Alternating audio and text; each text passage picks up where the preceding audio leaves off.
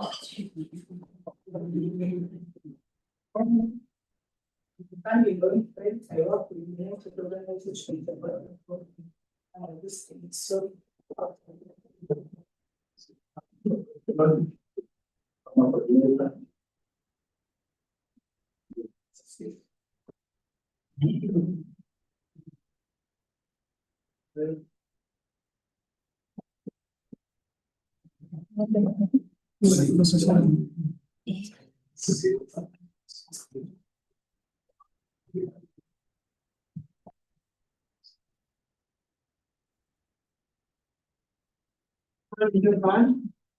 I'm Christian Dagua from Macquarie Investing and you're facilitated.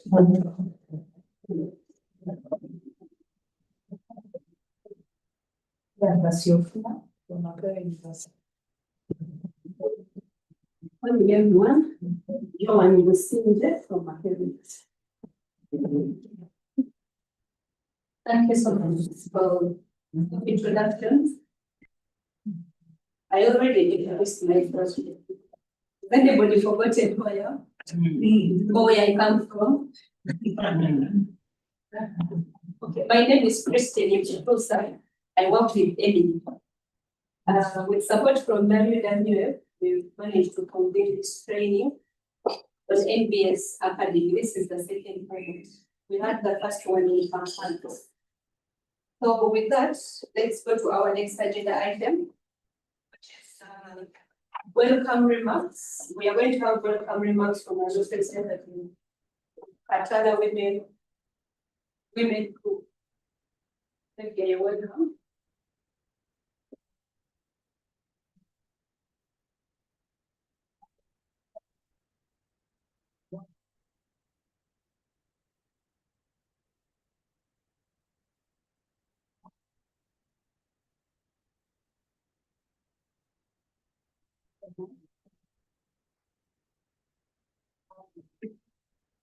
My name is Sylvia Ibarre. I work with Katara, Men's Poverty Alleviation Group. On behalf of the project officer and the entire team of Katara, I would like to take this opportunity to welcome you for this 4-day training for the second course on the nature-based solutions organized and in partnership with Emily and WWF. We thank Emily, our esteemed partner and outstanding advocacy organization, for organizing and leading this building the first initiative. And we also welcome everyone here present. We expect to learn, share the experiences. As Katara, we are going to get an opportunity to post you for the fifth list, where you will be able to see what we are implementing on the ground, in collaboration with the district national resource offices of the visit. As you have seen, our environment officer for the guidance and the support they have given ground. Once again, I welcome you. Thank you so much. Have a productive and transformative training. Thank you so much, Sylvia. Sylvia highlights the key things. One of the key activities in this training is that we are going to have to facilitate our knowledge, experience sharing, learn exactly what it is and how is it done. Out of theory, we want to see how it is put into practice. So in the afternoon, we shall all get ready and travel to Lubirizi, where we shall be able to visit some of the sites that have implemented nature-based solution in collaboration with Katara, so that we can be able to see how theory aligns with the practice of it. With that, I will also welcome a representative from WWF, Mr. Silva, our partners that have supported us to have this training today, but also supported the Cohort program on NbS solution to give us their welcome remarks.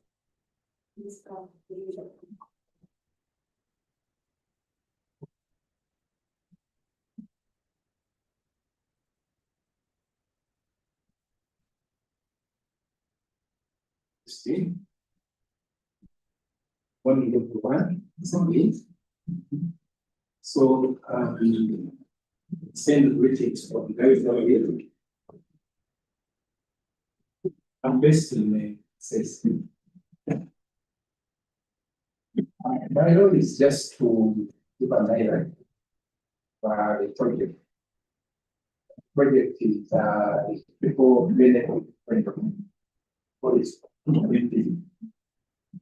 So this project is strengthening civil society organization in promoting nature-based solutions for biodiversity, climate change, also community well-being. So large triple benefit comes from those three benefits. So the model of the project that CSOs will play a main role for promoting nature-based solutions. So we have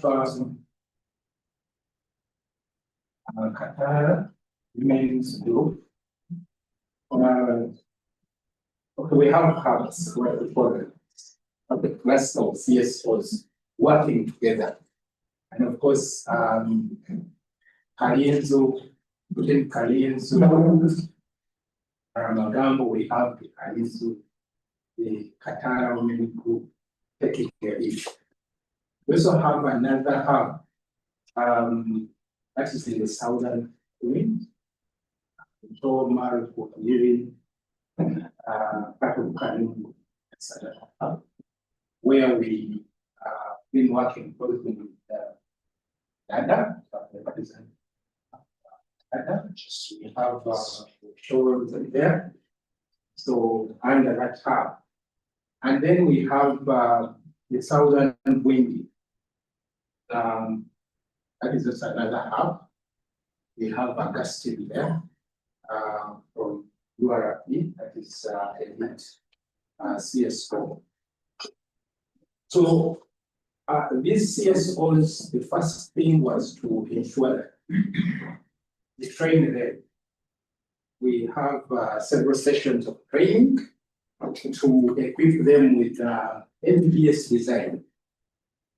As much as the model is to use the NbS model IUCN, we had to equip them.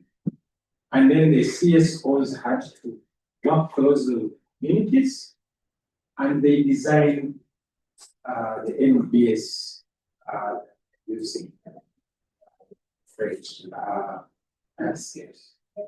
So it so happened that all these partners looked at water security as a societal challenge. So that was their main societal challenge. So you find that in some areas they have actually got plenty, but may not be all that based. So the interventions are meant to ensure that water quality is good. While in some other places like Chisoro, the amounts of water are a bit low. So the intention is basically to have interventions that can increase the water quantities. So much as the water quality is relatively better, but quantities not less. So we have interventions along River China, because it's southern windy.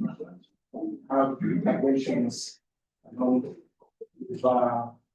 trail, and then of course we have stations along River Chambra. So those are the three rivers, and that's why if you had for Christine, the afternoon we shall visit River Chambra to see what is happening there, what they have so far done. That is the outcome of the project. Have CSOs the capacity to implement NbS, but also the influence of empowering communities that are closest to these protected areas, so that they can be able to reap benefits from these different ecosystems. You know that ecosystems that are functional, they provide different services. So communities are able to, if these ecosystems are functioning, then they are able to reap the benefits. But before we reach there, because there are what we call supportive interventions. And these are meant to have the communities benefit in the short term. So that is where we come in, provide some of these supportive components, behind this other components or initiatives or activities, have the communities embrace this. So in brief, that is outcome one of the project. And outcome two of the project is looking at the local leaders. This is why we are here today. So this one is led by Emily. And this component is mainly to do with the advocacy. So Emily designed an advocacy plan. Because with advocacy, the journey is not straight. Sometimes you plan this, meet a hurdle, then you change. So we had several sessions with Emily, and one of the key components as a tool is the NbS Academy. And this is meant to ensure that our local leaders at the district, our leaders, the duty bearers, they have NFA who should be here, they have had sessions with the ministry, so that they can appreciate what NbS. Can also appreciate local communities and industry people's rights. This is also very. So if they embrace this and they can be able to put it in their policies, different practices, then we would have achieved outcome to the project. So today's activity is build up on what they have so far done, also to ensure that by the time we leave this place, we had the team here. Last year, I participated in the academy, and I guess you will enjoy the package they have. So I pray that by the time we leave here, you have a better understanding of NbS, and you are able to incorporate it in your policies, practices at the district, NFA, world, and all the other leaders that are there. Thank you very much. That is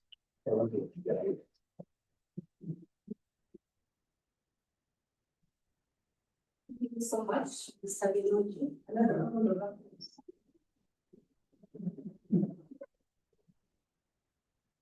It brings out the objectives of the training, why we are here, but also the background. But this is each under the Tree of Benefits program.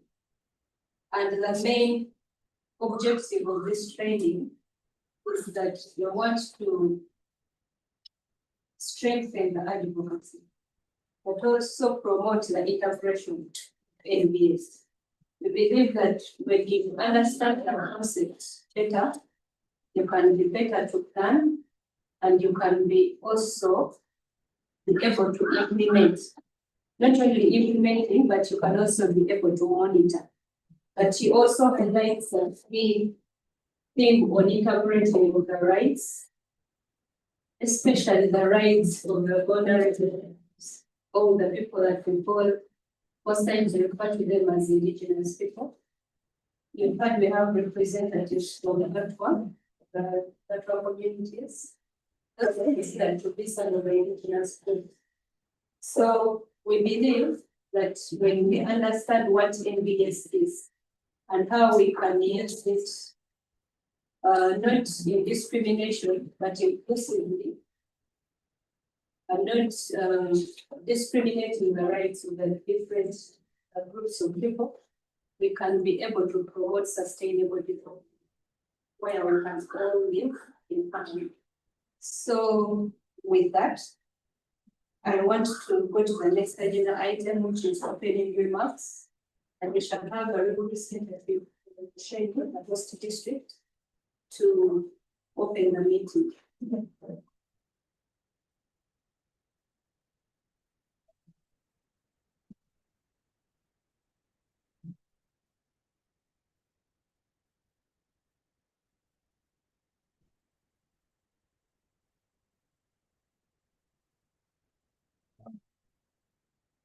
We thank the organizers of the meeting. And I think I also thank them for the district choosing Usheni. Thank you for choosing us to host the meeting. That means there's something you saw in us. That's one you can only have to share about to host you.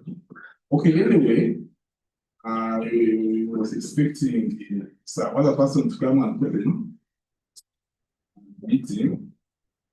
Probably when that person comes at any time of the day, we just give some briefs about the meeting. But what I'm going to do is just simple. We come in Usheni and say that you feel free in Usheni. Usheni is okay. Security wise, environmentally, everything is conducive. You can even feel the temperatures and so on. It's very cold.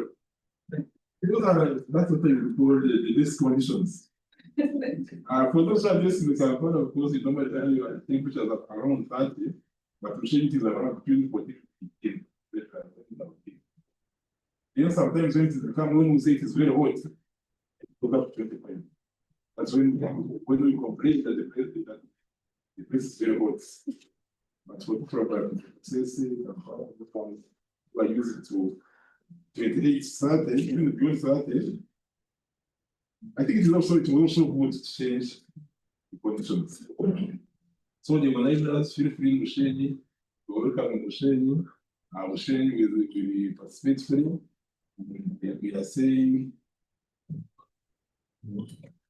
We are saying we are behind you, but not I think not behind you. We are with you in the project, in the implementation, and we feel free. We are giving the very positive hand that is required of us. Otherwise, thank you for choosing us. You're welcome here.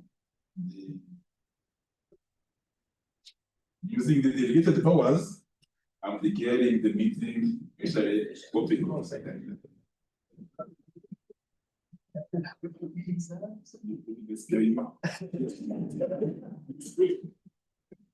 Thank you so much.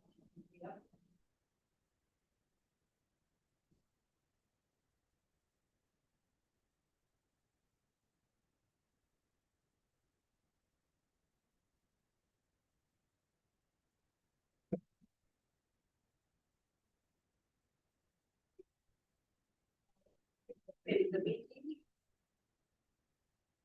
And let's all feel at home, feel at Usheni. And some are complaining about the president, but I think there are people here for them it's normal. but you also like the whole environment and the nature. By the way, this is evidence. I normally say that some people do for evidence, but this is evidence that nature is well conserved. We are seeing green everywhere, and we want to applaud you for that. At this point, we are going to go to our next agenda item, where we are going to understand the learning outcomes. So at the end of the 3 days we shall be here, pay attention of what is intended that you should go with as you go back to your respective institution, and how we can be able to advance NbS further, how we can use nature. NbS is simply nature, how we can use nature solutions to address the challenges that we face in our daily lives or in our communities. So I want to welcome our lead facilitator, Dr. Nono Christine, to deliver on the session to help us understand the learning outcome.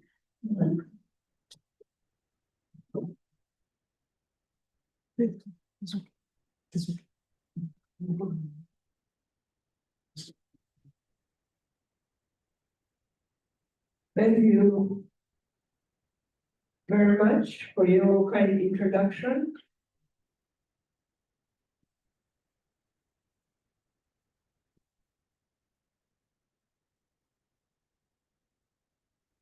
The presentation.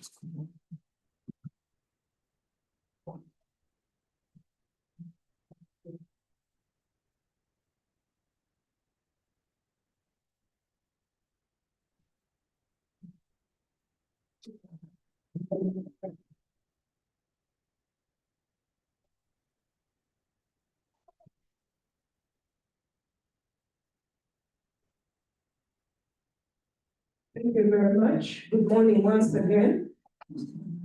Good morning once again.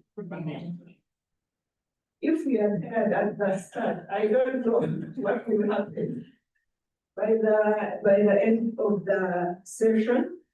So my main duty today is to introduce us to nature-based solutions. I know we have all we have heard about it, and others are probably practicing this. So it is going to be new to some, but others, it's just, let's say, their way of life these days. So before I begin the presentation, this is going to be interactive. I'll begin by asking, when someone talks about nature-based solutions, what do you think about?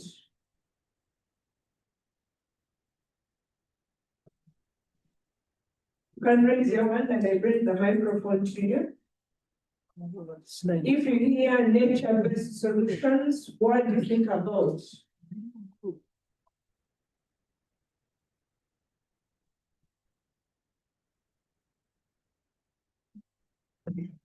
Thank you so much. I'm Emmanuel Agustin.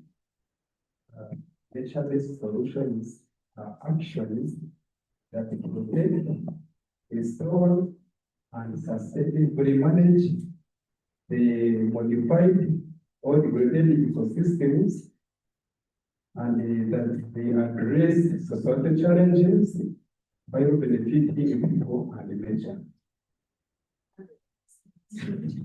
I should say 100%, but if I ask someone from the village to tell me about nature-based solutions, and you gave them that, do you think they would understand what you're talking about? To a layman, what do we mean by nature-based solutions? Thank you, Augustus, for your response. Yes? Yes, sir. My response would be nature-based solutions. I would look at what is surrounding me. I look at the forest surrounding me. I look at the wetland. I look at the soil, and then look at ways how I can best utilize them. They can be able to address the challenges that we are facing in the community. Thank you. There was another hand up here. I don't have a big difference, but it's all that I wanted to say. But, using nature that is surrounding me to address the most pressing, that is the only one that I can add. The most pressing challenge that is affecting the society now, the communities as a community. There are many problems that are affecting households, a certain group of people, but if it is addressing the whole community and I can use my environment, the nature that I have, the ecosystems that I have, the forests and the rivers, and project them so that they address my problems. Almost the same as ours. So if you want to add on? If I can speak to me, no consider by'obuhangwa, kugala by'obuhangwa. Those are the actions that we take up to. The actions that we take up using the natural resources to address the social challenges. Thank you. Since I'm talking to an informed audience, and this is going to make it very easy for me as we go along these 3 days.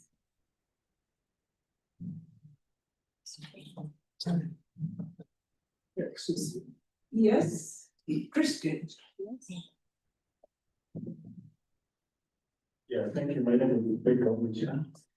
Maybe I've had a definition and from all the members, but maybe if they can also give like an example. For example, if I may look at it is about preventing the soil erosion by myself and mulching. We can use the wetland or the grass from the wetland to do the mulching in my banana plantation and prevent soil erosion.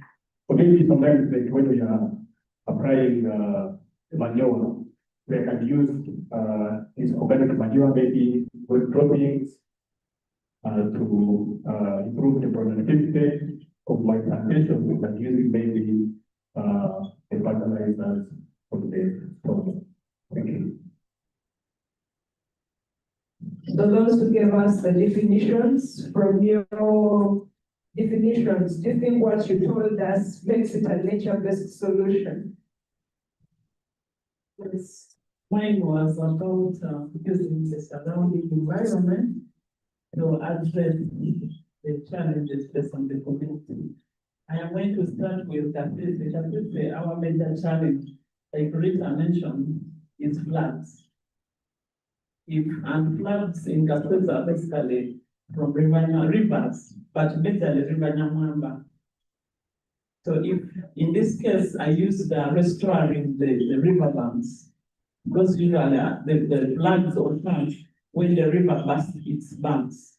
So if I restore, or if we restore the riverbanks, we'll be able to reduce on the problem of floods, and also address the issue of carbon sequestration, because the trees will have helped in absorbing the carbon. Carbon, which also is a contributing factor to climate change. So in this way, I will have used the surrounding parameter, which is the river. By restoring it, I'm able to reduce floods that disturb the communities around that river, but also I will have addressed the issue of climate change. How different is that from the normal ways we are managing, let's say, flooding? Because if you find that most of us, like you said, we are doing mulching to prevent soil erosion. You're also doing that to prevent flooding. So does that mean it is automatically a nature-based solution? Someone else can help. It doesn't have to be her. Someone else to add on. Because you find that here, we have the solutions, but what makes it different from what we are doing that qualifies it as a nature-based solution? Yes? I'll just say one of the reasons why some of the actions can be called nature-based solutions, and as I said, the solution should be able to address the most pressing societal needs. If it doesn't address the societal needs, it's not yet needed. That is one of the reasons. Then others are those other reasons.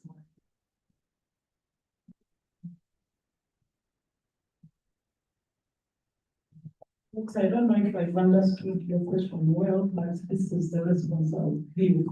You said, is it, what makes that action seem to be a nature-based solution? I'll give an example of Kasese Steel. We constructed OPM office constructed retainer walls. Retainer walls to reduce the amount of water that floods the communities around River Nyamwamba. But that did not handle the issue of climate change, carbon sequestration. It only addressed the waters, the floods that disturb the communities, yes. But what about those other benefits that are related to ecosystem management? So to me, I would say yes, it is a nature-based solution. Because as much as we have those others, the gabions, the words, those ones are only limited to reducing floods, but they don't address those other ecosystem-related challenges. Thank you. Thank you very much.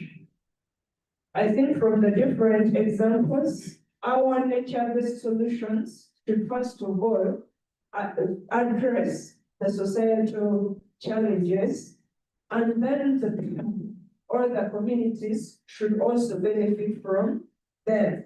If we are not benefiting from them, then it is going to be like any other, let's say, activity that we are going to do to help us address these different challenges that we are facing. So in this introduction, we are mainly going to have two sessions. We are going to look at some of the concepts, principles, and examples in Uganda. And then in the second session, we shall look at the global standards for nature-based solutions. Because we find that sometimes, just like if we compare it, let's say we have a lot of bottled water, but before this bottled water can be put on the market, it should meet a certain standard. So these standards should be accepted for everywhere. So these global standards for nature-based solutions, it is going to be similar to that. What are some of the standards across that we are going to consider when we are looking at these nature-based solutions? And I hope that at the end of this session or this module, we should be able to describe the concept of nature-based solutions, including applications and practices. We should explain the benefits and challenges of nature-based solutions. We should also conceptualize the link between sustainable development goals, national development goals, and nature-based solutions, and then also discuss the steps in the evaluation network, design and verification of a nature-based solution. I think these days, there is no, let's say, proposal that doesn't want a sustainable development goal. So the sustainable development goals, let's say they are worldwide.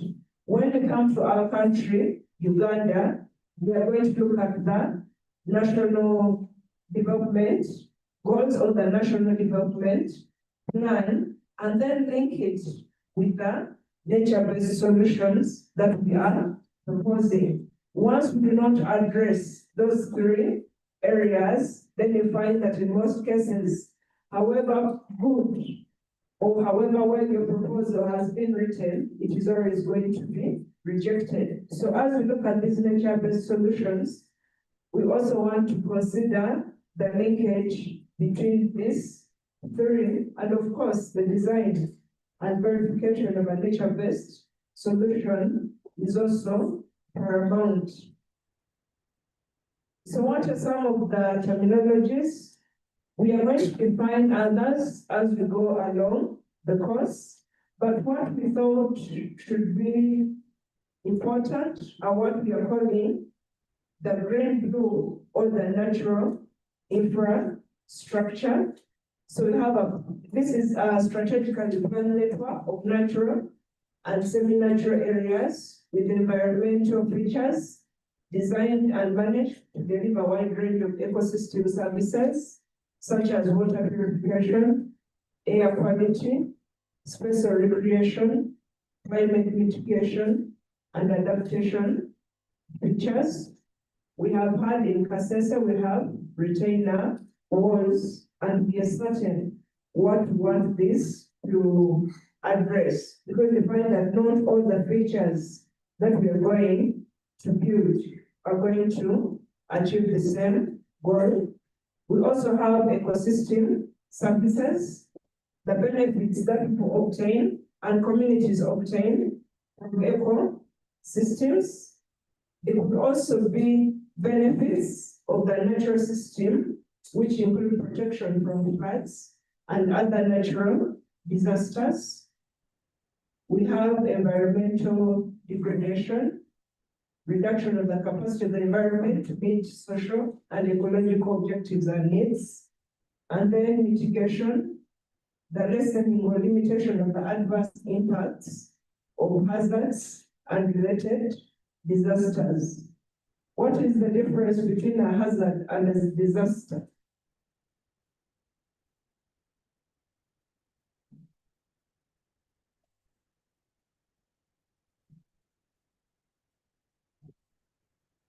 To help us, what is the difference between a hazard and a disaster?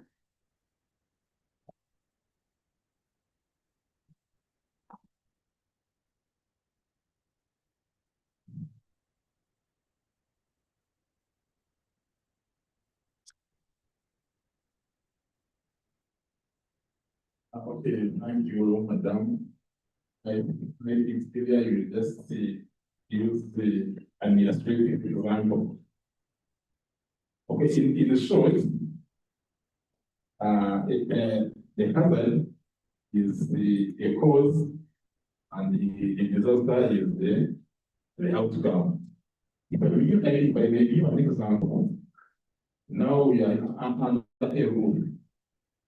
If the roof is not well supported, or it is badly constructed, or it is not firm, that won't be the hazard, a risk hazard. Then if the roof falls,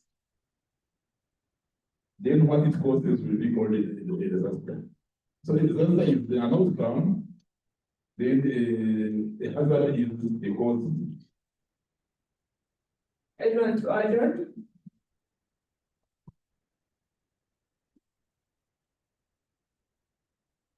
So you find that usually in most cases the disasters are always going to be associated with death, because you find that sometimes a hazard is going to happen. We might have flooding in an area, but it only becomes a disaster if there is a lot of death, or even, let's say, a lot of damage that is going to accompany the whatever, let's say, the flooding that is going to happen. Just like if we look at the recent flooding in Kampala, fortunately, it is only people who lost what? Their businesses. But if it had happened, let's say, during working hours, I think there would be a lot of loss of life. That would give us some of this. And then also have what we call resilience. If we expose our system or community to a hazard, if we can resist and then absorb, accommodate and recover from the effects in a timely and efficient manner, then we are going to say that we have become resilient. But you also find that here, we could also have, when we come back to the disaster, we have a serious disruption of the functioning of a community or a society involving widespread human, material, economic, or environmental losses and impacts which exceeds the ability of the affected community or society to cope using its own resources. Like we have heard of usually the flooding, the different, I'm forgetting the names, most of the countries where they are, which are next to the lakes, they usually they have tsunamis. These tsunamis are usually given what? Different grades. There are some communities that have managed to handle them, however big their impact is, while others, even a slight shake or change in the environment is going to be accompanied with a lot of losses. So if we can look at those, then we are going to try and solve some of these challenges. So in our first session, we are going to look at some of the concepts and some of the principles that are always going to be associated with nature-based solutions. So we've already looked at what a nature-based solution that we rightly defined, actions that address broader societal challenges by protecting, sustainably managing, and restoring ecosystems, benefiting both biodiversity and human well-being. That I got from that author. When it comes to WWF, they define NbS as actions that protect, restore, and sustainably manage ecosystems like forests, wetlands, and coral reefs, address major societal challenges such as climate change, disaster risk, water and food security, and human health. When you look at these two definitions, they are the same, because you find that in both cases, we want to protect, restore, and then manage our ecosystem. And once we have done that, what are we going to benefit from this? So these NbS solutions are always going to result in the protection, restoration, or sustainable management of natural and modified ecosystems. Because you find that in most cases, if you only protect it, then that is not going to make it a nature-based solution. You have to consider, let's say, the hierarchy, all the needs of all that are involved within the chain of the solution that you are proposing, for us to consider it as an NbS solution. And you find that when you look at these concepts, we are going to look at 4 ideas. First of all, they have to be inspired and powered by nature. That is important. If nature is missing, then it ceases to be a nature-based solution. So that is why you find that in some cases, we are constructing, but nature has to be involved for us to look at that. It should address societal challenges or resolve problems. Like they said, what is the pressing need for the society? You have identified that, so you address the challenge. It should provide multiple services or benefits, including biodiversity gain. Because in one area, corner, we have nature. What is the benefit from nature, from the intervention that you're proposing, and then should be of high effectiveness and economic efficiency.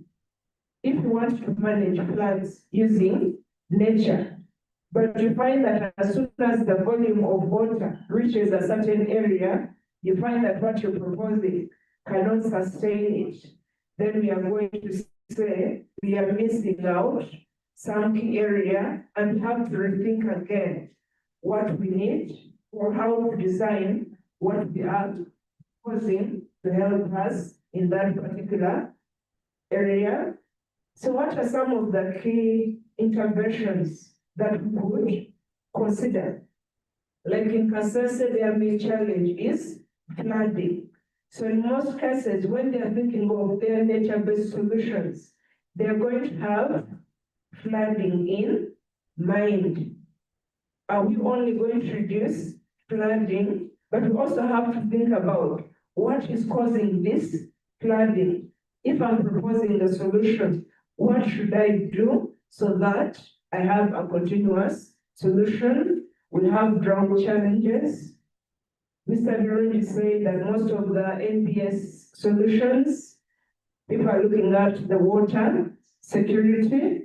So you find that here, we know what our communities are facing. So how are we going to help them? Then we should use the ecosystems to address the challenges through protection, management, or restoration. If you have an area which is declining, how are we going to restore it to its former glory? If we have, let's say, maybe our forests have been cut down, we all know the benefits of our forests. So when we try to restore our forests to what it was before, then at least we are using the ecosystem, because we know that at the end, we are going to gain something, and we should always have benefits to the people and the biodiversity, which is the what? The nature. So that would mean that at every nature-based solution, we should be working with nature rather than against it. Because you find that if you want to build your house, you need the trees. So you're automatically going to cut down the trees. So if you have cut down the trees, you're already creating a gap. So what can I do to coexist? I want to construct my house, but I also need the trees. What would be the easiest solution? You're going to maybe decide to plant one tree for every 10 that you are cutting down. So that maybe at the end, you have something small to contribute to what you have removed from the ecosystem. So the definitions of the NbS, what we are calling to the evolution, you find that actually when you read through literature, the definitions of NbS are many. And you find that usually you could say you're going to choose a definition that you think is going to work best with you. If the NIPIT is working best with you, it should be able to consider all the situations that we are looking at. So this NbS was introduced to promote nature as a means for providing solutions to climate mitigation and adaptation challenges. Then in 2016, IUCN came up with a definition, as we have rightly also used, actions to protect, sustainably use, manage and restore natural or modified ecosystems, which address societal challenges effectively and adaptively, providing human well-being and biodiversity benefits. What we gain from this should be continuous, not a one-off. That maybe if I restore this wetland, for one day, it should be able to filter the water. What happens to the rest of the days? So I have to ensure that what I'm proposing is going to be used sustainably. Not having, let's say maybe you're suffering from malaria and you decide to take Panadol. The Panadol is going to lessen the pain, but it is not going to deal with the malaria. It means you have to keep going back for treatment because you're treating something wrong. So the nature-based solutions that we are thinking of, we should be able to sustainably manage it in order to help us within the different areas. And then the European Commission in 2015 also came up with a definition where it says that NbS are living solutions inspired and supported by nature that simultaneously provide environmental, social, and economic benefits and help to build resilience. When you look at the different definitions, I think I should rightly say that they are the same because our end goal is the same. What am I looking at in order to help me with this? And then we are saying it could also be a systemic approach which prevents it from becoming just another written communication tool that provides justification for a classical model of natural resource exploitation and management measure. These days we are hearing circular economy, green economy. But this green economy, are we only interested in only the climate component?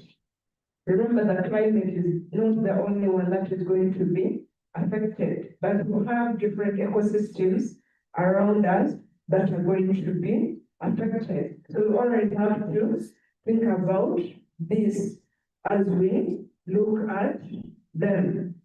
We have some of the examples of NbS in action. When you look at this, if I say that maybe what are the benefits for preserving a forest, I think I could give all these answers. But if I qualify it as an NbS, then I'm going to think about it differently. Am I protecting the environment?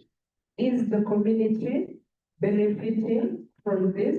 And then also when you look at the biodiversity surrounding it, how is it also benefiting from these examples? Because we consider tree planting, I can decide to buy a plot of land and plant my trees.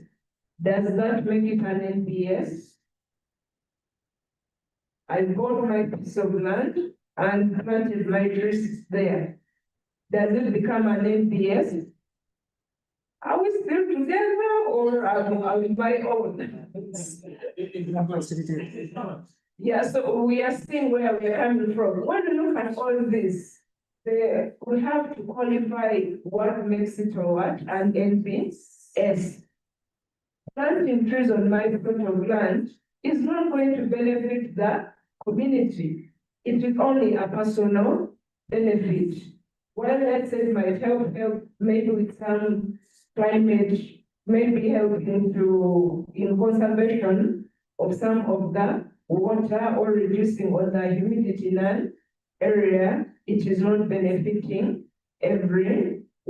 So all these examples, just as they are listed, you are only becoming an NbS if we can try to define them according to what an NbS is.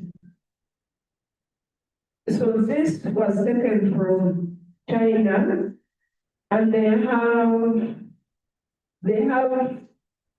looking at examples of NbS implementation. And they're looking at some of the nature-based solutions. We are achieving benefits for people, nature, and climate. This is being done in China.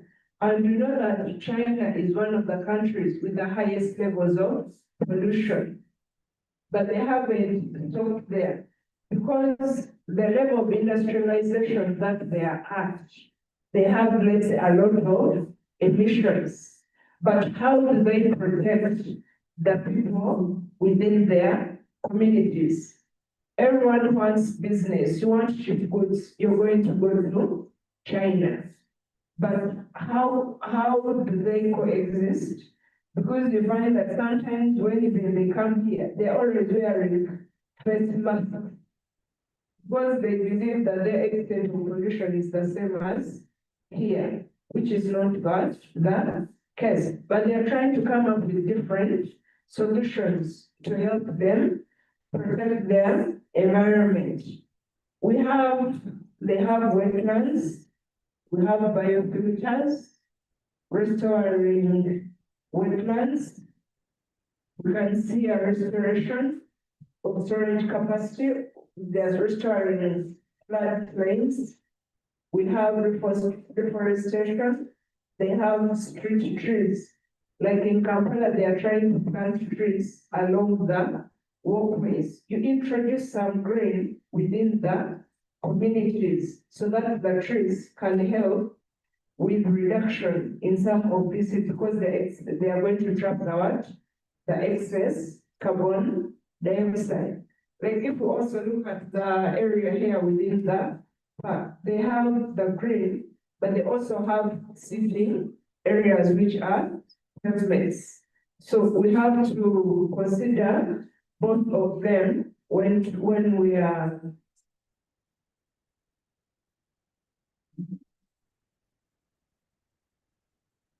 you want to try to consider each of them. I think when you try to look at these examples, I think within our communities, there are some solutions which are also already implementing. Or if we haven't, we can also always think about them to help us come up with solutions or nature-based solutions within the different environments. What are some of the practices of nature-based solutions? When you look at the different categories, what is being done that we could say, if I'm looking at climate change mitigation and adaptation, what are some of the things that I'm going to do? If we look at the first one, the climate change mitigation and adaptation, we are trying to tackle climate change through methods like wetlands creation, of course, for flood mitigation. Then we could have mangrove preservation to reduce on the impact of waves. Then storms, surges, and coastal erosion. In Uganda, we are trying also bamboo planting along the river banks to help reduce on the speeds at which the water is also moving. If we look at biodiversity and ecosystem services, of course, we are always going to think about the forests because we know that our forests have a lot of biodiversity. We have the plants, we have animals, we have insects, we also have the different microorganisms. So when you look at each of them, when we allow our forests to regrow naturally, where they've been cut down, we can also improve forest management. Those who have been to Kampala or to Ginger Road, the Mabida forest that was there before is not what it is right now. So if we can give our forests a chance to grow back, then they can also help us in the biodiversity conservation, because we know that for the forest, we are going to have clean air and water, reduce on erosion, we protect from landslides. Then, of course, climate regulation through carbon sequestration, because they're going to help us trap as much carbon as possible. Another practice involves water security and disaster risk management. We can do this through restoring and protecting forests and wetlands in management and wetlands in catchments, because we are sure they're regulating water supplies, they support forest production, protect communities and infrastructure from flood, soil erosion and landslides. Just like if we look at an example, if there are rains after long spells of drought, you find that usually the first rains that come, they're always going to, let's say, throw down almost everything. I think you had someone loses their plantation. Some people's roofs are going off, and so many other things. So if we have the forest, then they can also act as wind breakers. If we can reduce on the speed of this, then we can also help with that. We can also look at restorative agriculture. That will depend on how you're going to practice. So usually you want to build soil, carbon. They are saying no-till agriculture.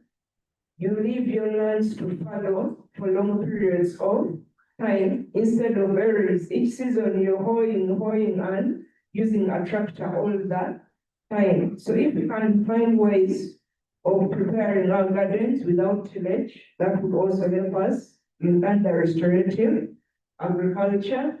We can also do cover crop, agro-rotation, agroforestry, and improved livestock management, because each of these, there is a way in which they're impacting the climate and nature. So it is how we manage them that is going to help us.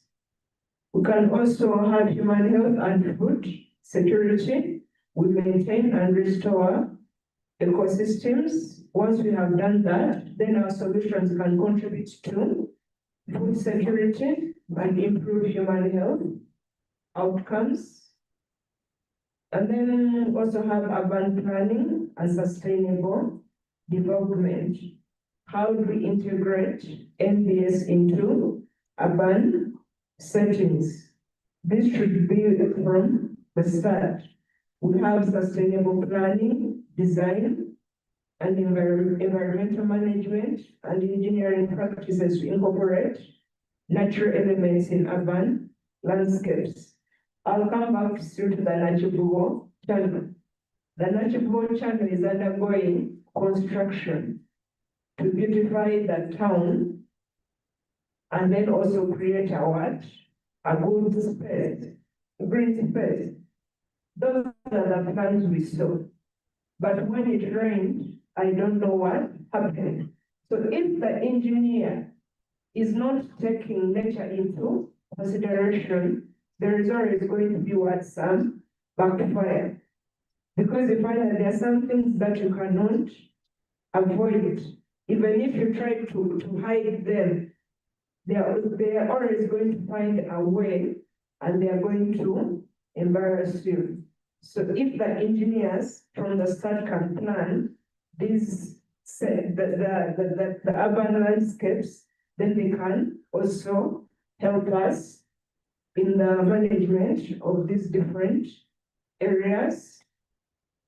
This slide, when we do all the practices, or when we carry out the different practices, these are some of the benefits that we are going to obtain from these nature-based solutions. I can see most of you have this on your desks. Those, I don't know what they call them. When you look at them, one side has the SDGs, and then the others also have some of the benefits. Because at least we can see we have improved air quality. We have biodiversity and habitats. We have food production. We have community resilience, water quality and quantity, climate adaptation, climate resilience, human wealth. We have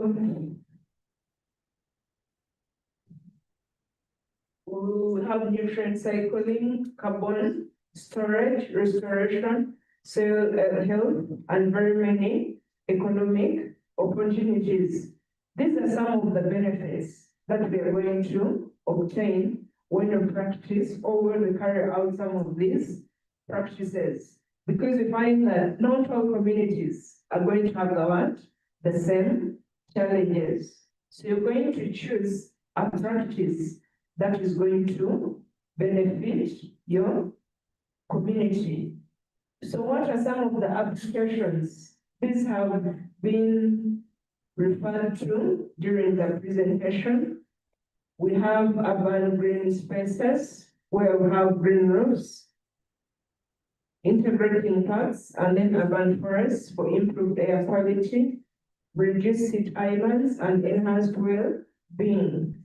I think in January, if you came to Kampala and you're coming from Bushenyi, which is cold, the heat pockets are very many. But trying to plant trees along the ways that is helping us reduce on some of these heat islands. Some people have also started planting different, let's say, crops on their verandas. So this can also act as a green space, because you're not going to change the roof to have a green roof, but you can try with time. We could also do agroforestry when you combine trees and crops. We can promote biodiversity and then improve on soil health, and of course, help us handle some of the challenges, extremes in weather, wetland restoration, rehabilitating wetlands to provide flood control, water purification, and vital habitats. Although most of these have been reclaimed and people are constructing houses within their wetlands, such that when flooding happens, it is going to be very bad. We can do reforestation and afforestation to help us sequester carbon and restore our ecosystems. We could have green infrastructure where we have pavements which are permeable instead of the impermeable ones. We have rain gardens which will help us manage rain water. What are some of the principles for nature-based solutions? WWF has identified 5 key principles for climate change ecosystem management. First of all, they should result in increased climate ambition and ecosystem functionality. So our solutions or interventions should contribute to increased climate change adaptation or mitigation, so that we can compensate for what we cannot obtain from other areas, so that we can ensure we have the energy, food, and infrastructure and transformations to support one another. It should also be informed by science. Use the available climate, biological, and social sciences to set achievable and measurable targets.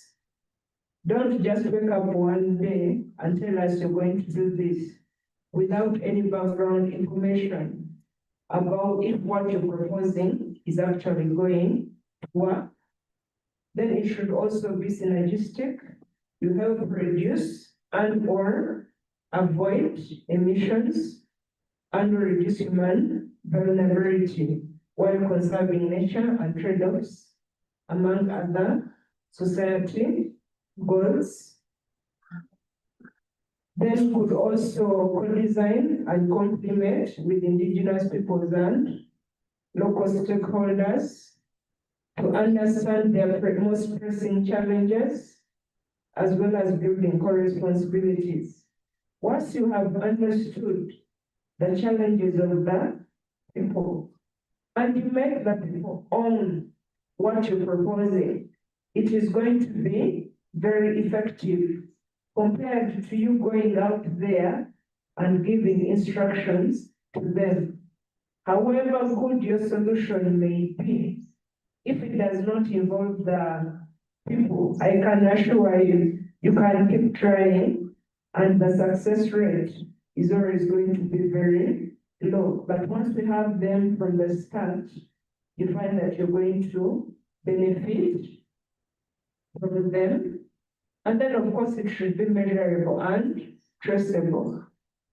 If you have your NbS and you say you're going to do this, but you cannot even measure what you're going, maybe what you set out to achieve, and cannot even track it afterwards, then it becomes almost impossible. So we should be able to quantify our outcomes, then which are attributed to the different interventions. So you have to ensure that you monitor, evaluate, and report what you have actually, or what you hope to achieve at the end of the intervention. Because you find that, remember, we want to sustainably manage it. If you has come up with the intervention, when you go away with the people who you have left behind, are they going, can they continue with what you have started so that it becomes part of them? Of course, the benefits of the nature-based solutions are going to be very many. These ones we've already mentioned. I'm not going to repeat them again. But apart, even when we have the benefits, of course, there are always going to be limitations for the adoption and sustainability of these solutions. When you think about some of the examples that we have given, if I may ask or throw it back to the audience, what do you think would be the limitations for adoption of nature-based solutions in the communities where we are coming from? We have seen what can be done, supposing, and we've also seen the benefits. But you might reach there and you find that people are not willing to adopt to what you are suggesting. What do you think would be some of these causes for this?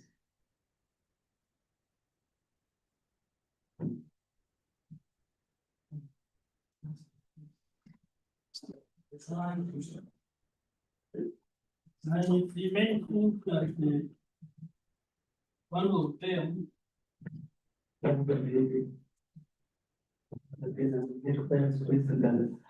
would think that one of the causes would be the resources that are not enough. If a mind knows that digging in a wetland would lead to degradation in nature, but has no alternative, would still go there. And they would say, we are going to trigger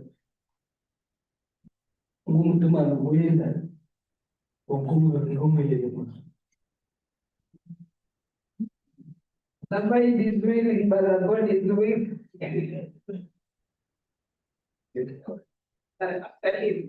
Okay, thank you. One of the limitations for the adoption and the sustainability of nature-based solutions is nature-based solutions take long to show results. So sometimes it is always hard to convince communities that we do this, because if maybe by engaging them in the tree planting, mostly indigenous trees, they will be saying that, but these trees they take long to mature. So when will we benefit from the, thank you. Thank you. Mr. another thing. Dr. and members also, these issues of nature are also challenging. In a community, like in Zambara, after the belong to the rice field, we are producing land practically, or we can reduce those cases. And before they started planting, it rained and rained heavily, and it was again planting, and you are asking, you are telling us practice, we are not yet planted, and the rains are here. So it's with what you are telling us that is and you see the community challenging you.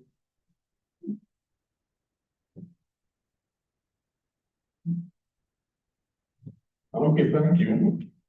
One of the limitations of the early access introducing an intervention in the community, the way we introduce it also matters. When it comes as an order, you may not take it. But if they are told, they are told, they analyze the problem they have, you take them through and you see the causes of the problem, probably they will not have that one. Most of sometimes the community rejects some of our interventions because we bring them as orders, they are not told, and so it becomes their ownership. Thank you. Yes, mine was about, like the way you are saying, when the way you introduce a project, if it is top, bottom, it has challenges, it should be bottom up, they should raise the problem themselves. And then also, yes, and then the solutions should come from them themselves. And then they will have to mitigate all the challenges that will come along with the implementation. Then also, when there is inadequate community sensitization and engagement, so that you identify the limitations or some of the challenges that may hinder the adoption rate of the NbS.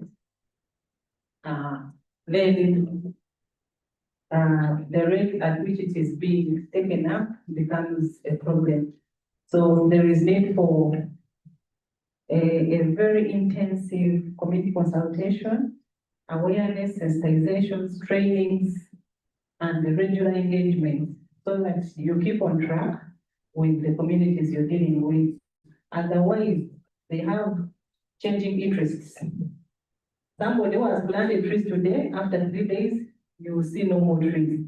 So if you don't keep engaging them, then they have those changing interests, and then you'll find them in another kind of land use.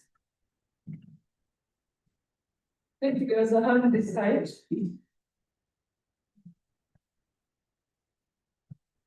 Thank you. It's about land ownership. Sometimes you find a family of 4 or 10, after children have grown up, they now distribute the land among themselves. Then land keeps on reducing. And when you talk of no killing or maybe postponing of killing, you find we have 1 acre starting the 7 households or members of the family. So it's the only land they have. So they have to heal until maybe nothing is left. So land ownership is also a challenge in implementing nature-based solutions. Then I remember recently an organization which was doing cooperative financing. So you find somebody, they pick the trees you plant, but it seems like a month, then you interest, maybe you want to grow coffee, because now coffee has become more profitable. Now you just uproot the seed and you put these other crops that can bring in money. So those are a few challenges I can mention now, but there are several. But in our place there, we have also gold mining. So people have gone to the wetlands and turned it upside down. Again, now restoring it becomes a challenge and very sort that is the national thing. Finally, another back, yes.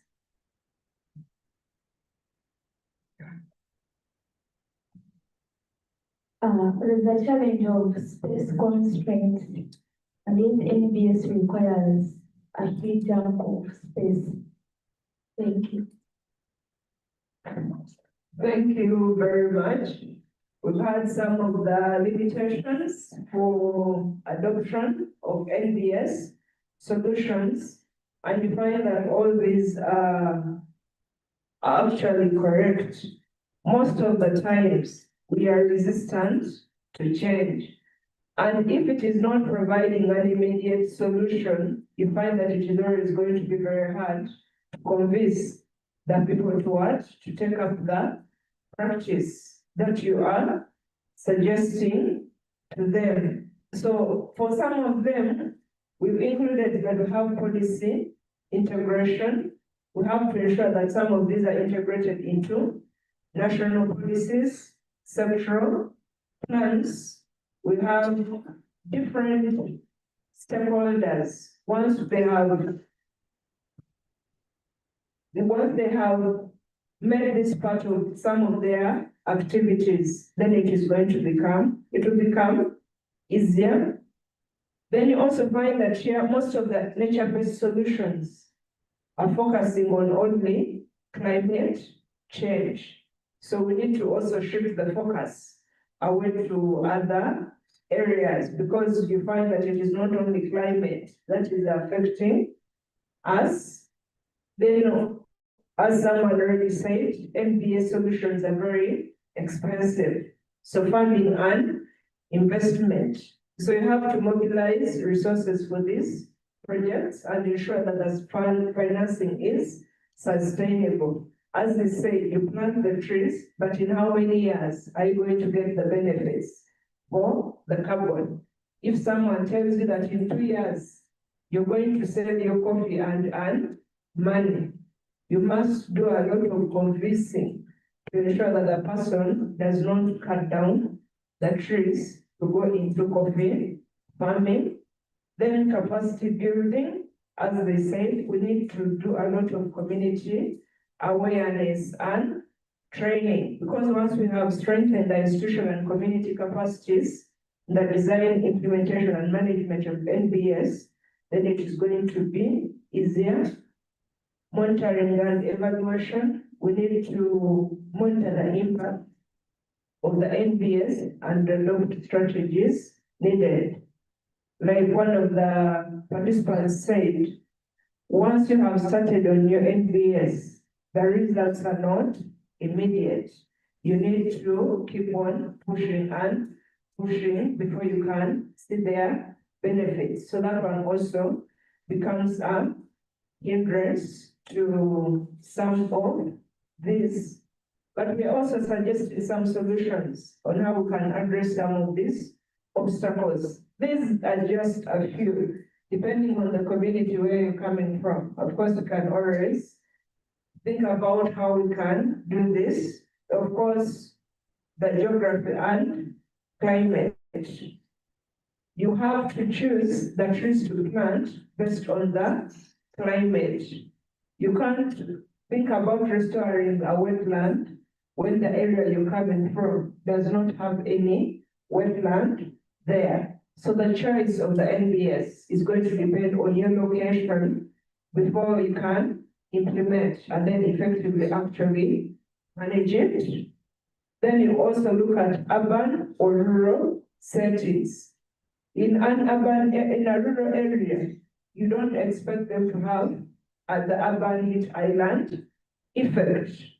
Because if you're looking, if here where we are in Busheng, I'm not saying it is exactly rural, but when you look at the vegetation around, you find that if you don't expect to have these heat islands being effective because they are not necessary. So what you choose should be best on where it is needed. Then we have community and culture. Like someone said, convincing people is hard. So let us make them own the initiative right from the start.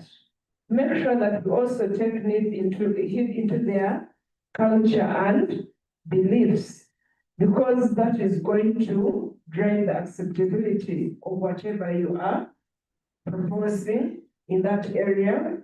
Then the scale. Are you doing this in a school or is it government led? Because the schools can only do so much, while the government has got at least higher chances of taking care of that. So that is all I had for the introduction of some of the concepts of NbS. Thank you for your attention.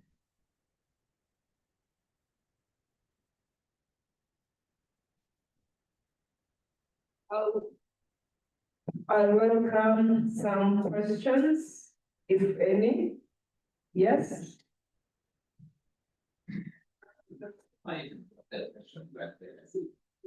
Something to observe from the actions. Looking at this NbS in terms of have we adopted the traditional practices? For instance, I've seen the last from the last slide of the scale. Can we explore how we used to do things?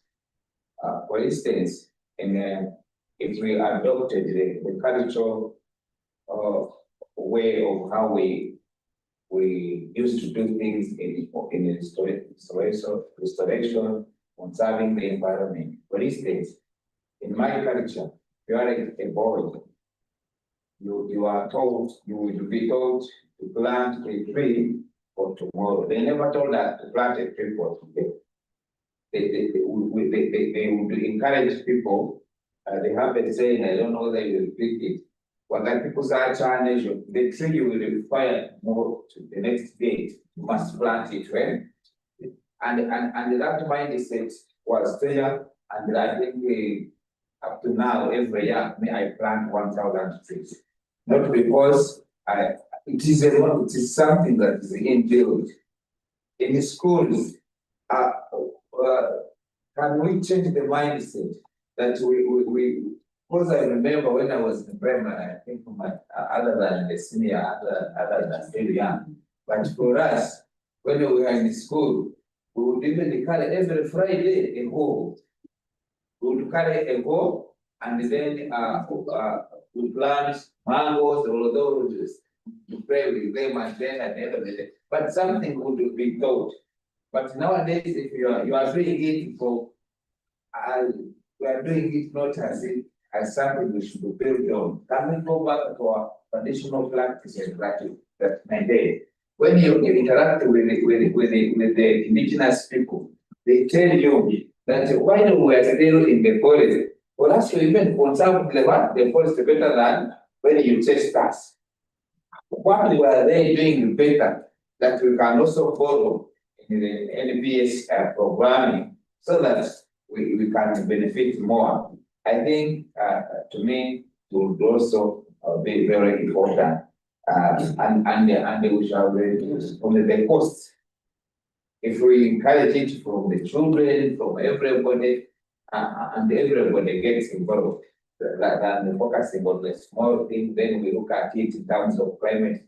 Everybody is looking at it in terms of climate change, and we are forgetting that there are other benefits. I may not understand the climate change issue, but for me, when you teach me how to plant trees that they will solve my future challenges, I may understand it, but in somewhere, somehow, I am contributing to your climate change.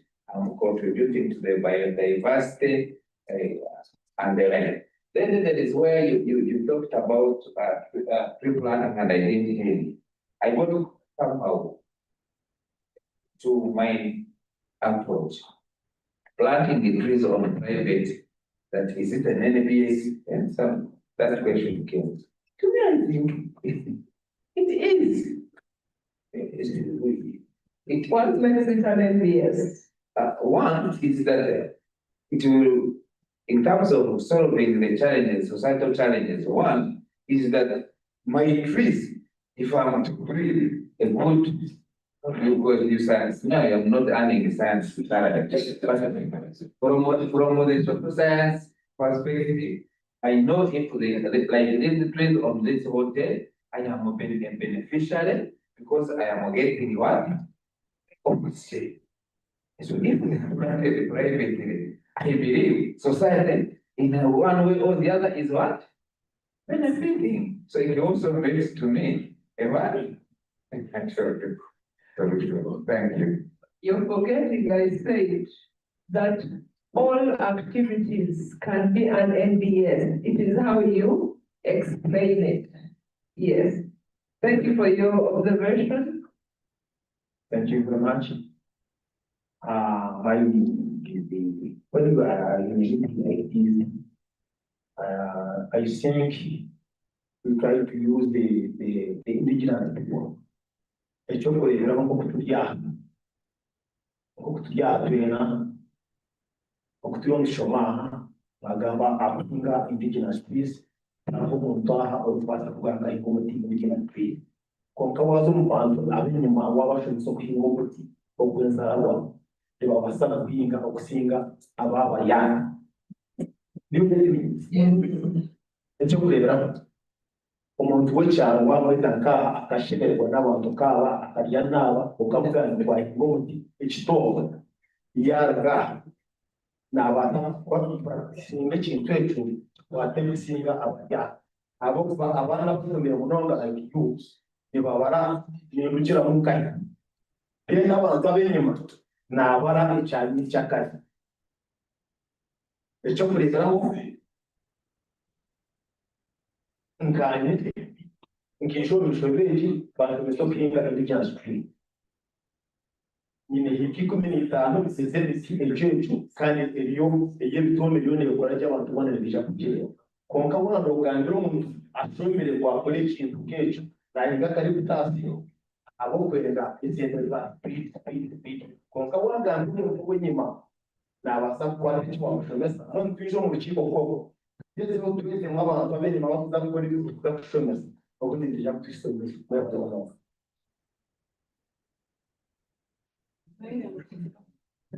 Thank you so much.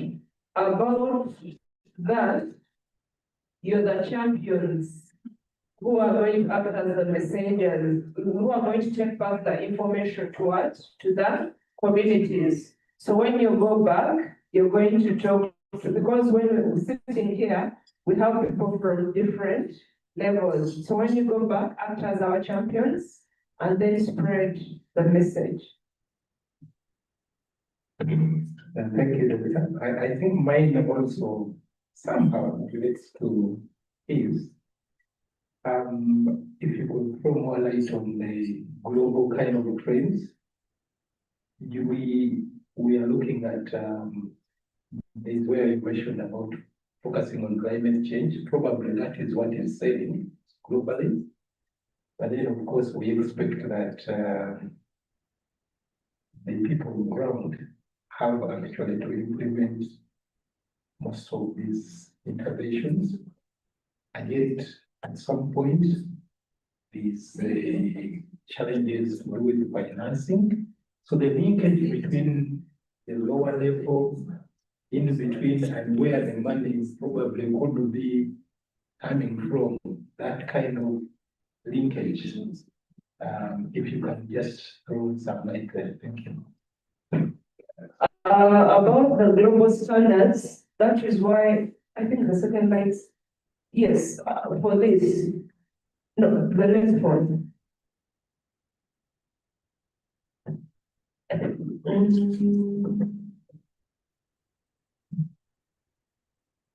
I'll find it after the session, but what we're saying here, in the next session, we are going to look at the global standards for NbS.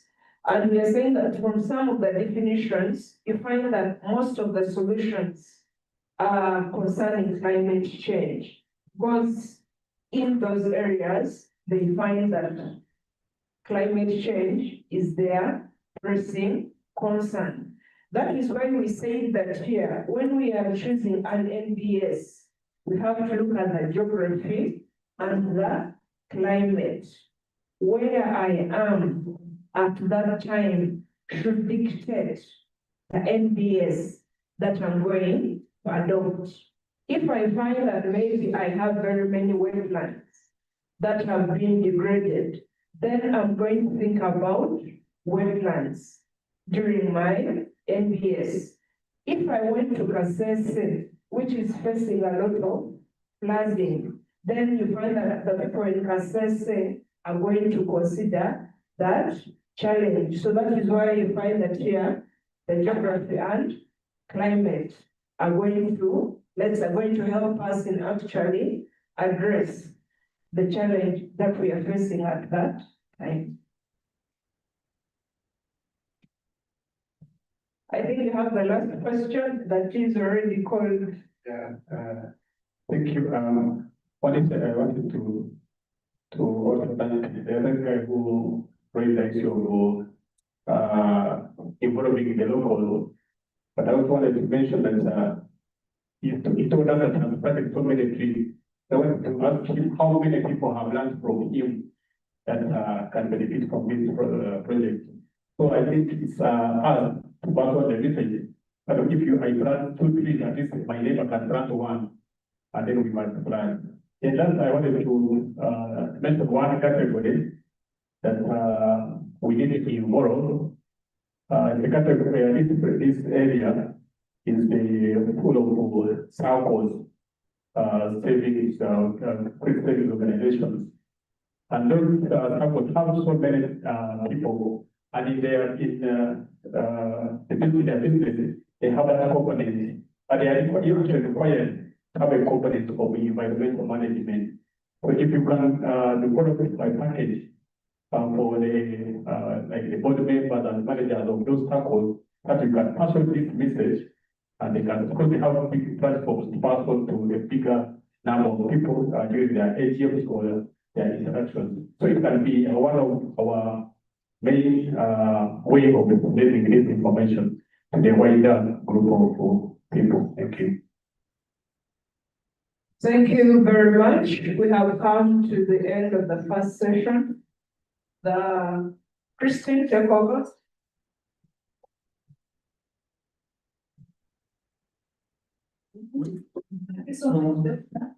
Response for the active participation. We are now ready for our break team. But before, let's have a group photo. Let me come back. Have it towards lunch. Yes. Have it towards lunch.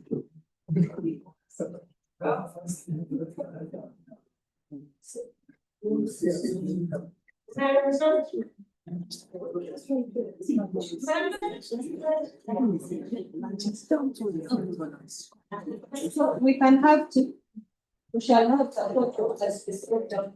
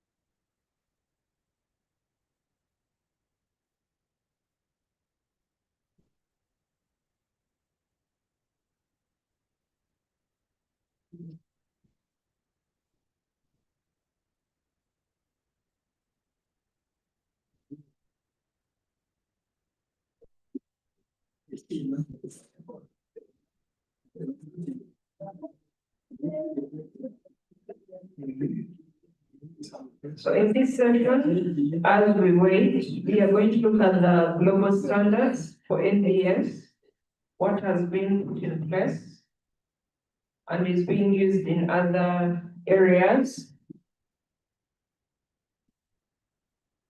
And because the longer we wait,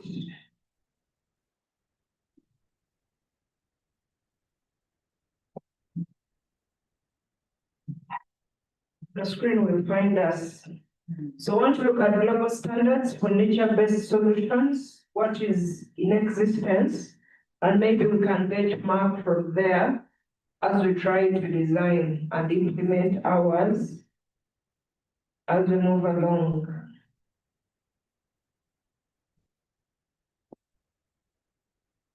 So for, as we've already mentioned, we need sustainable solutions to address societal challenges.